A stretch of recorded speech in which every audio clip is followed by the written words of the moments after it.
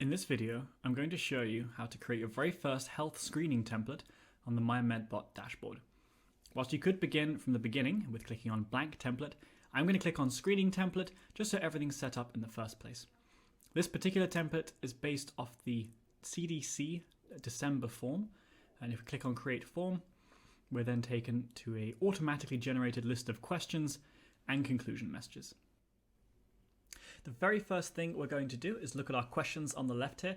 I'm going to go ahead and add a question by clicking this button. I'm going to make an attendance-based question, so are you coming on site today? But feel free to rephrase it depending on your organization's needs.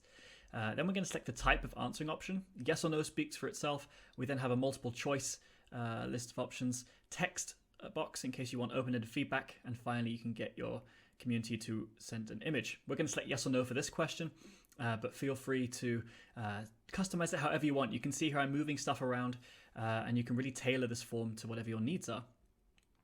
Next, we're going to edit our conclusion messages. I'm first going to change the message someone sees when they fail the form. So I'm going to add in the protocol to call a member of staff. You could put a phone number here, an email address. It's really up to you. We're going to add in a new conclusion as well.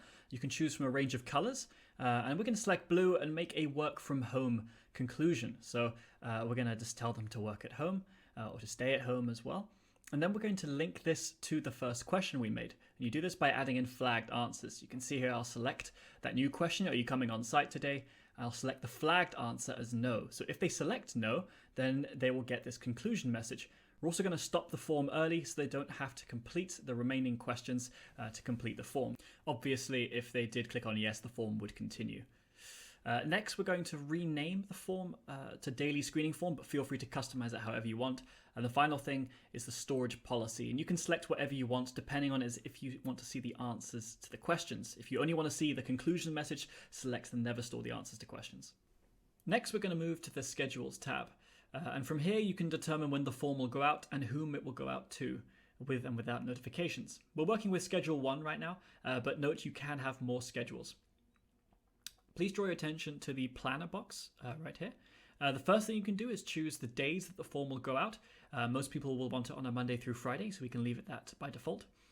We then choose when the first notification will go out. I've chosen 7:30 in the morning.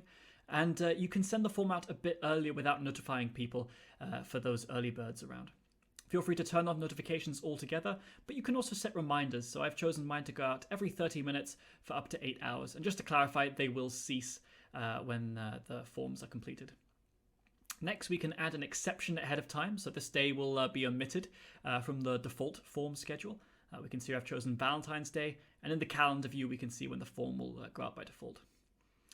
Next, you can add in filters for your form and indeed schedule. So I'm going to go ahead and add in a filter for the role. So this form will only go out for the students.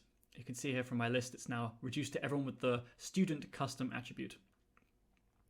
Now, just to show you can have multiple schedules, we're going to make a teacher schedule right now. And you'll see here I'll set the time a bit earlier, and we'll also filter by the teacher role. But just know that you can achieve quite a lot of customization in who the form goes to and when, with and without notifications, as to customize it and tailor it to the needs of your institution. The last thing to do is to click on Save Changes, and there we have it, a COVID-19 health screening form. Just to end off here, we're going to go through and fill in that form on the application which your community can use.